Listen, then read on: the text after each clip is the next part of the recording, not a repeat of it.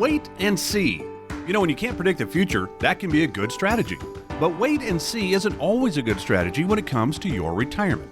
In these uncertain times, the decisions you make today regarding your savings and investments can have a huge impact on your retirement. Phillip Statler and the team at Statler Financial have seen the market at its highs, its lows, and everywhere in between. They know how emotional it can be for you right now. So here's what they're doing. They're clearing their schedule to talk with you on the phone or on a video call to listen to what concerns you have and then offer help. The number to call is 863-285-3815. They are local and independent advisors who can help guide you through this. Call Phillip Statler and the Statler Financial team now. 863-285-3815 and schedule your time for a phone or a video meeting with the team. Call 863-285-3815. That's 863-285-3815. Investment advisory services offered through Statler Financial Services, Inc. Investing involves risk, including the potential loss of principal. 5 point Light FM. As the Goo Goo Dolls there, we're now at 14 before 9. And, you know, on Monday, Phillip Statler and I were saying, boy, kind of a quiet news day. Let's talk about investment strategies and the like. My, how the world changes when we start earnings season, right? Here it is on Wednesday. Let's check in and find out what went on with your money yesterday and what's likely to go on for it today.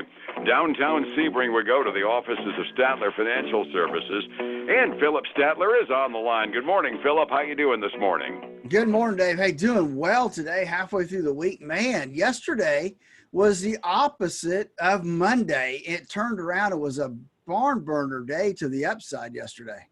Yeah, yesterday morning, you and I would have what Zig Ziglar would have called stinking thinking looking at the start of the day, but we ended up 556 points up on the Dow. NASDAQ was up by a 97.7. Standard & Poor's was up by 43. The Dow made up all its difference. NASDAQ made at least a pretty good dent on what it lost the day before.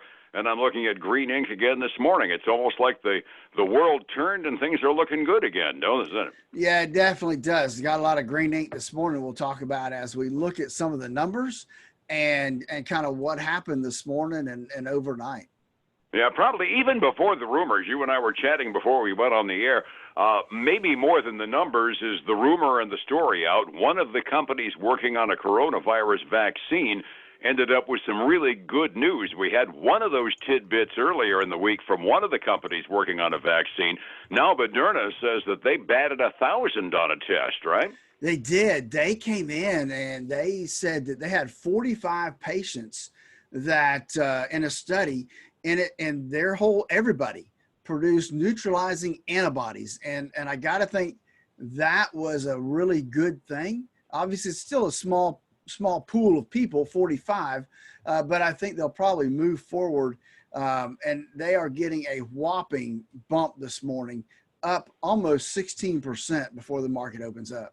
And they're pretty much dragging the whole darn market up on levels of optimism. Yeah, 45 is not that big, but when you get a 100% success rate, their press release used two of those magic terms that the FDA loves to hear, safe and effective.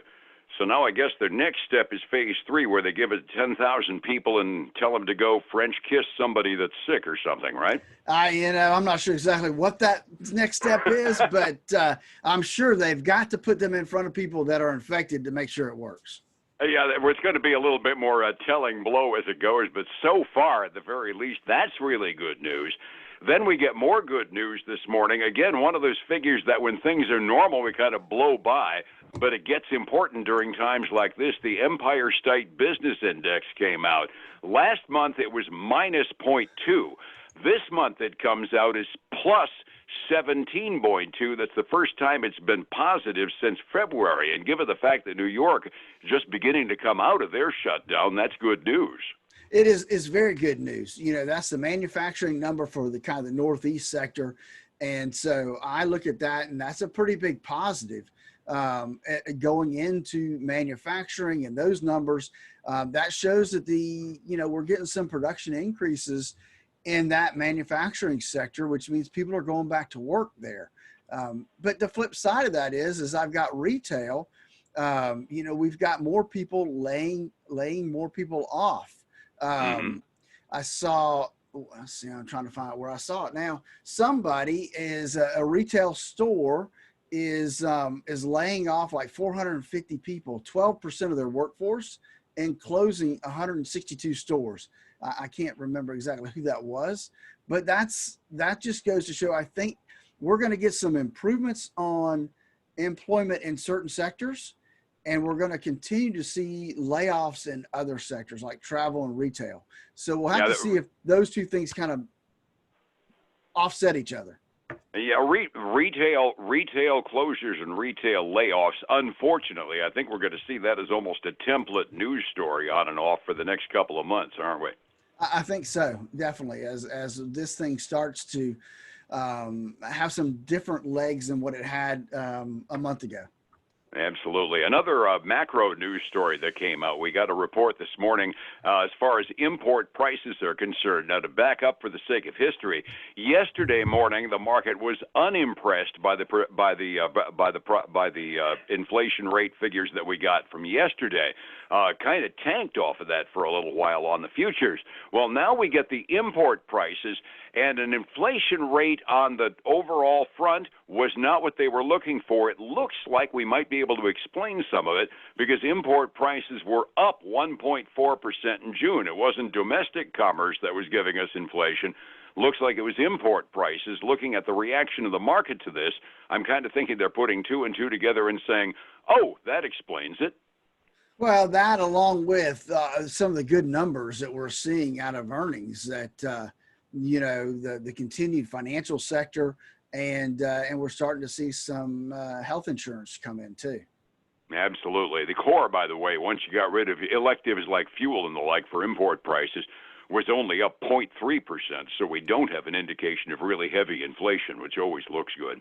Another bit of a news item, Apple got some really good news out of Europe. They're not going to have to cough up some big money, right? Yeah, I mean, they lost a lawsuit several years ago to Ireland, saying that they were going to have to pay like 14 point something billion dollars in taxes, and they appealed it, and on appeal, they won. So they're not going to have to pay that $14.8 billion to Ireland.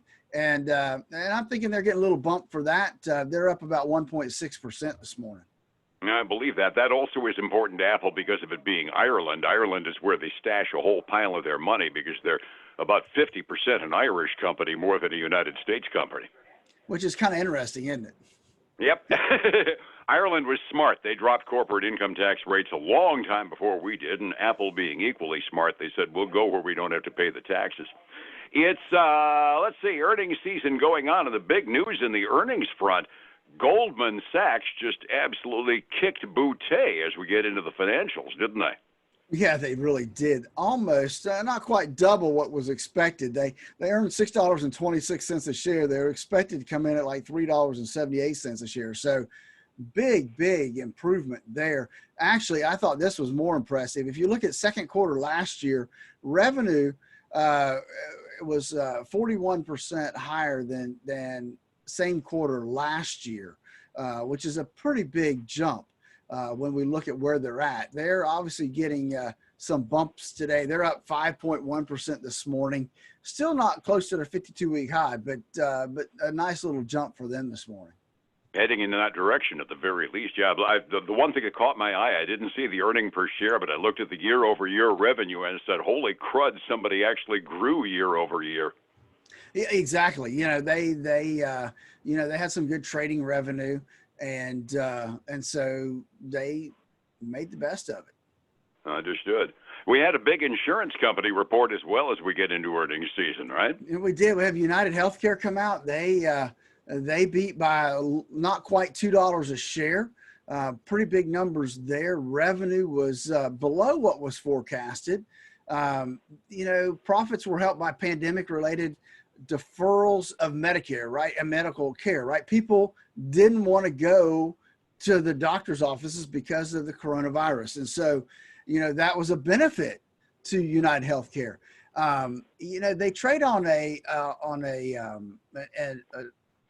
an index that's not traded yet this morning. They're up about 3% yesterday, and there's not been a first trade yet this morning on their stock.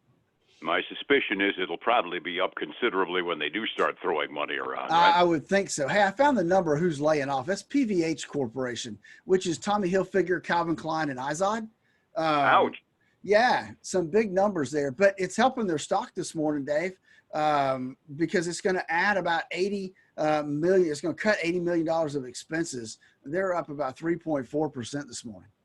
Oh, Lordy, we will have a whole flood of other financial performance stocks, I know, for tomorrow morning. Resetting the table this morning, it was a green day yesterday, up by over 2% on the Dow, by almost a full percent on NASDAQ, and by about 1.33% on the S&P. A resoundingly good day yesterday. 45 minutes before we open this morning, Phillip, what do the numbers look so far? Dave, we are continuing on that train upward significantly, especially on the Dow. I'm sure Goldman Sachs has a lot to do with that one. They're up a little over 2%, $557 right now. The S&P 500 is up 1.5, almost 1.5%, about $47. And we got the NASDAQ up 0.75%, about $78. And everything's looking green when it comes to those indexes. If we look at kind of the commodities front, we've got gold up, silver up 1.9%. Man, it is getting so close to $20 an ounce. It's unbelievable. It's at $19.70 an ounce right now. Gold is down about 0.25%, still above 1,800 though. Crude oil, man, made a good move overnight, up 1.5% to almost $41 a barrel. That's bumping its nose on a number that actually sounds kind of good. Overseas markets kind of followed our lead. The Asian Rim market closed up.